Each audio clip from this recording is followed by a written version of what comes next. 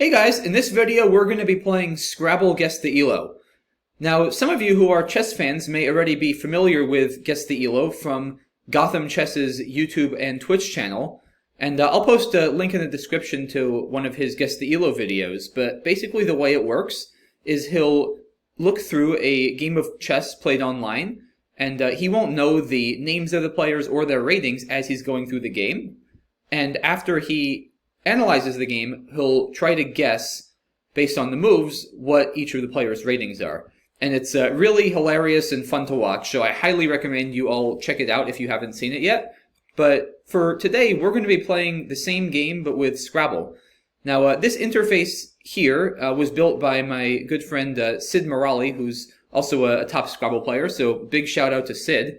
And the way it works is it pulls games from the crosstables.com annotated game database, and there's a function that hides the players' names and ratings. So you'll see here on the right, all I know is this is player 1 and this is player 2. At the top, it tells me what dictionary the game is in. So some of these games are in a slightly outdated version of NWL or Collins. We'll be just sticking to NWL and past TWL versions in this video. So you'll see for this game, it's TWL 06, which is a couple versions old. So just something to keep in mind that in some of these games, newer words like EW and GI may not be valid. But without further ado, let's go ahead and jump right in. So player 1's first turn here, they don't have a great rack, kind of a lot of one-pointers. They should probably just play something like annuli or nounal here to dump off some of these, but let's see what they do. Okay, yeah, union is perfectly fine too, keeps a strong AL leave. And unfortunately, in a lot of these games, we won't really have full racks from both sides because usually one player just annotates and they don't necessarily know what their opponent's racks are. So we'll probably have a better handle on what player 1's rating will be than player 2's.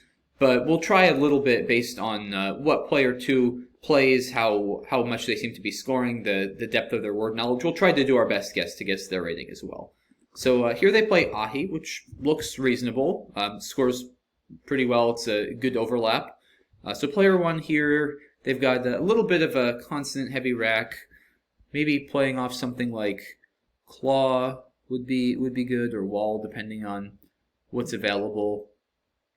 I don't see anything great. Even just whale is actually probably fine, because camel's a great leave. So let's see what they do. Yeah, I don't love Coombe. AELL is not a great leave. I don't like the two L's. I definitely prefer whale in that position, but I don't hate Coombe either. So player 2 does poi, which is probably fine. Again, obviously hard to know without seeing their rack, but in principle this could be a very fine play. So player 1 has drawn the blank. I doubt there's any bingos here. There's almost stuff like saleable or Avelaine, but I'm not... Unless, no, alienable doesn't quite fit through this IN. So I expect we'll see something like simple like lace or ale or something like that. Yeah, I'm not a big fan of ale either. It's a bit too vowel heavy of a leave. I think I'd rather see lace through this C just to give you a better bingo percentage next turn. So I'm starting to think that player 1 maybe isn't quite a top expert, but we'll see. So player 2 plays Gox, which I have to imagine is pretty solid. And player 1 almost certainly will be bingoing here. Probably just something with lumps, I'm going to guess. There's plenty of options there, like Mealy's or Realize scores a couple more because of the OE overlap. I think Realize there is probably fine. I don't see anything using the Agin hook overlapping Gox. Yeah, Realize I think is perfectly fine there. Now we'll see Winery through the E. So my first impressions are this is a strong game, not like a top level game. My first impressions is maybe in like the 1800 range. But we've got a lot of Scrabble left, so let's see how the rest of this game unfolds. Here we'll probably just see something like QI. Yep, player 2 plays Bop. A little bit aggressive, but I don't mind that.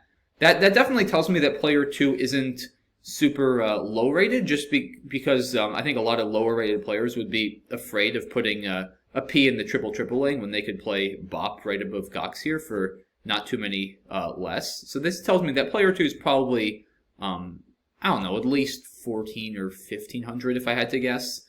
And that makes sense given how well player 1 is playing. Usually the two players will be fairly close in rating, but not always. So player 1 here, do they have a bingo? I don't actually see it. Actually, they have tinfuls, assuming that was good back in 06, which I assume it was. I don't have a way of checking, unfortunately, if that was good in 06. I can maybe see if my phone has it, but I don't think I have anything that old. Yeah, I have TWL 18, but that's the oldest one. So I'm guessing tinfuls was good, so this is probably a bingo miss, but I have no way of knowing that for sure, unfortunately. Player 2 plays Cope. Player 1, Jerd was definitely no good at that point. I expect we'll just see a J drop in the bottom left. That looks very standard. Negates here. And then, is there a triple? Interned is there, and I mean, I assume that was always valid. And they did, or unturned. That's definitely was always valid as well. So a good find there by player 1. Not that hard to find, but definitely not the easiest one either. Player 2 drops Veil, and now player 1 with a pretty solid lead. I definitely would love to see Dre, D-R-E-I-G-H, come down through this G, but that's a bit of a tricky find. And they do play it, so this tells me that player 1 is maybe a little bit better than I was giving him or her credit for earlier, because I don't think most 16, 17, even a lot of 1800 players would see this. This is a tough 6 that doesn't take an S. Never an easy word to see. So there were a couple inaccuracies early on, but I'm starting to think player 1 is maybe more in like the 1900 or high 18 range. Player 2, nice play there of Fire, making Fagin. Not the easiest spot to see. So I think player 2, again, hard to know for sure, but is probably near that caliber as well. Player 1 plays Butte, which looks okay to get rid of their triplicate T's. Player 2 plays Aided. Veiled is not a word, which player 1 is aware of and challenges. Okay, so yeah, player 1 definitely starting to exhibit some stronger word knowledge here with Dre and making that challenge later in the game.